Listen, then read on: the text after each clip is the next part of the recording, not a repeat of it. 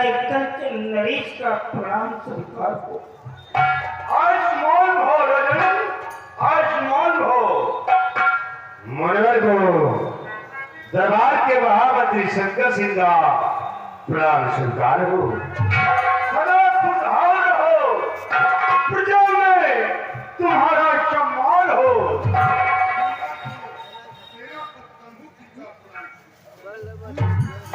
आयुष्मान हो बेटा, तुम्हारी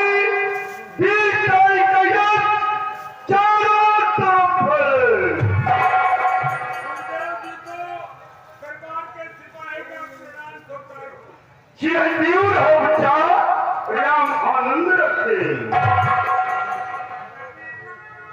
मुनिवर को दरबार के सिपाही का प्रणाम स्वीकार। कल्याण हो बच्चा, कल्याण हो।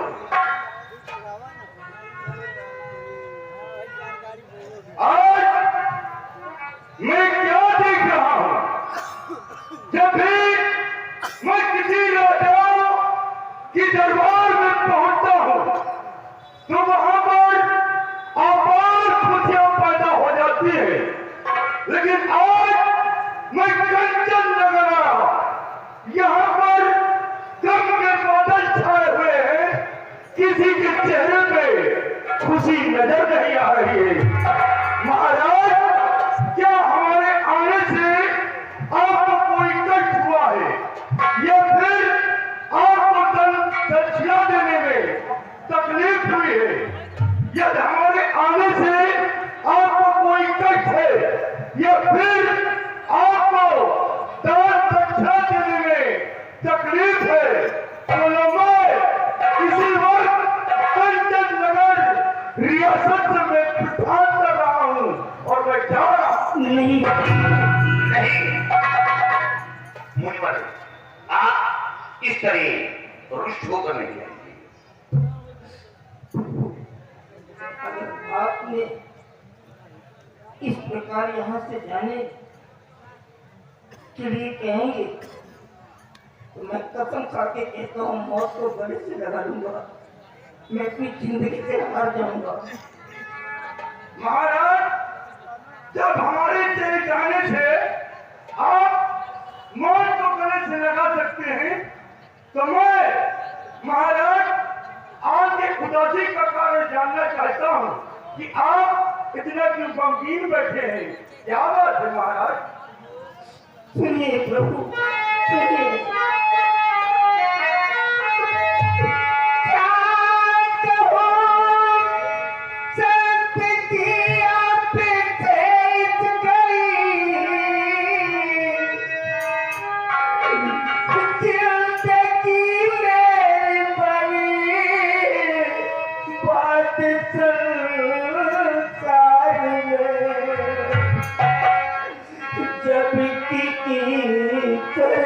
सब कुछ मुझे दे दिया,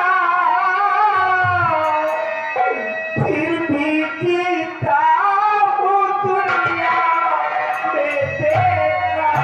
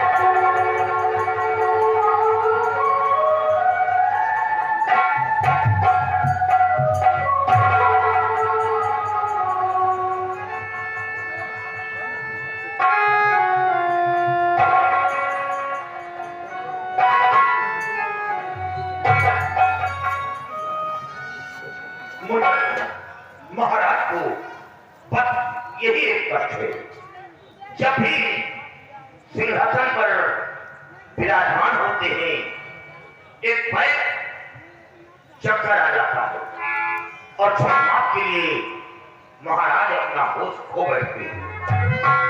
यही एक कारण है जो हमेशा ये दरबार गम में डूबा रहता है, किसी के चेहरे पर खुशी नहीं। बेटा, ये चक्कर कितने दिनों से आ रहा है? मुनिवर, ये चक्कर 12 वर्ष बीत चुके हैं। क्या कहा बेटा? 12 वर्ष गुजर गए? हाँ, लेकिन इनका कोई इलाज? मुनिवर, दूर दूर के डॉक्टर, बड़े बड़े हकीम, वैद्य बुलाए गए, लेकिन लाभ कुछ नहीं मिला। क्या कहा बेटा? दूर दूर के डॉक्टर, हकीम वो वैद्य बुलाए गए, फिर भी महाराज को कोई लाभ नहीं मिला? नहीं मुनिवर, कोई लाभ नहीं। बेटा, एक तरकीब मैं बता रहा हूं। क्या तरकीब है मुनिवर? मेरी बात को आप लोग गौर से सुने।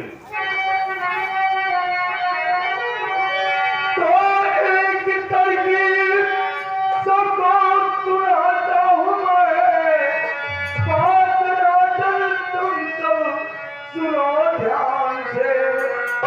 चक्कर भी दूर हो, कष्ट कुछ ना मिले, ऐसी तरकीब सबको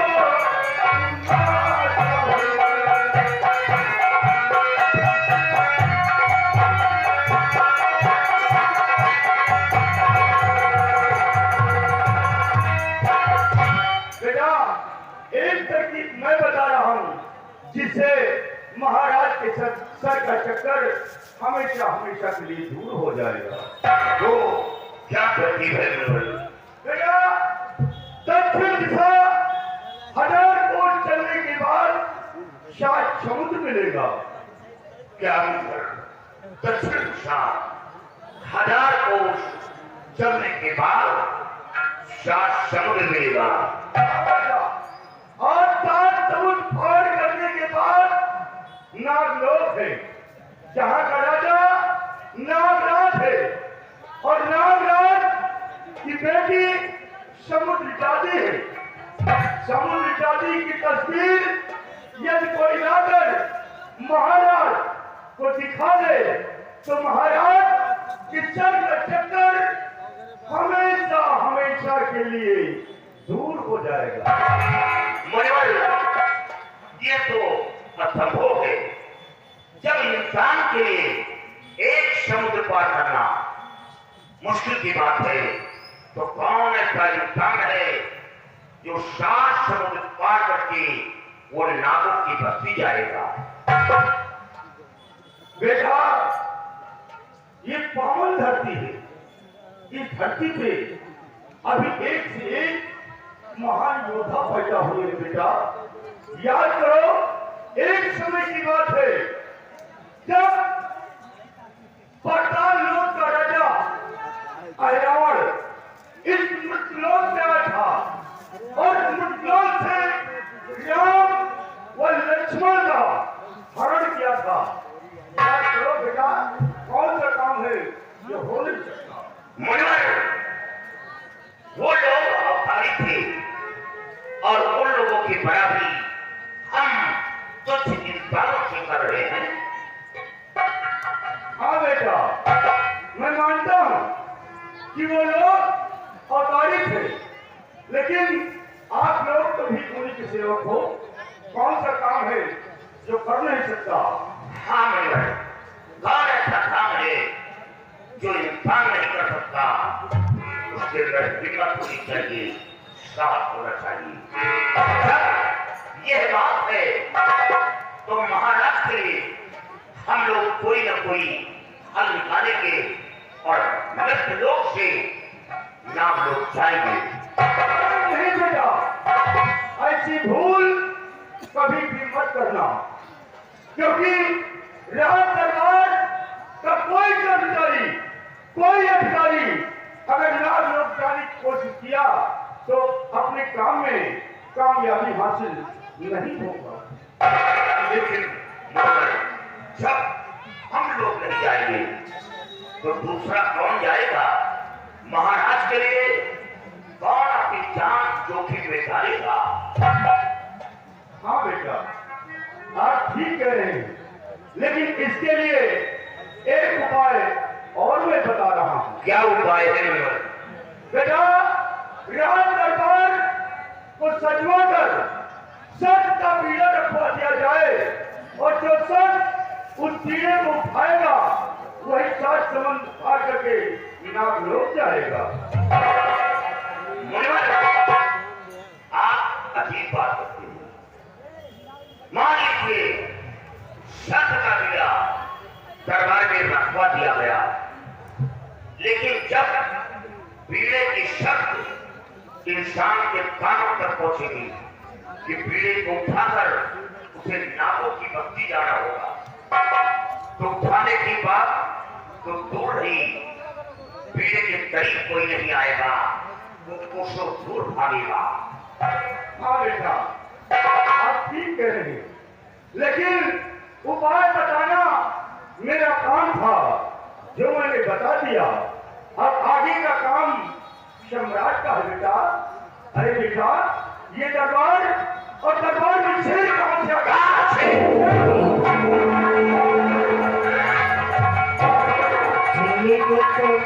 शेर यहाँ कैसी आ सकता है? शेर कहाँ है?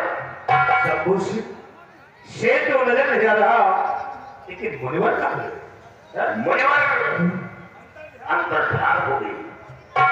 मैं समझ गया जो मुनिवर नहीं थे, बल्कि मुनिवर के शक्ति में प्रभु का आगमन हुआ और महाराज व साथ हम लोगों को दर्शन मिला और महाराज के शर चक्कर दूर करने का उपाय बताकर रुपोश हो गया।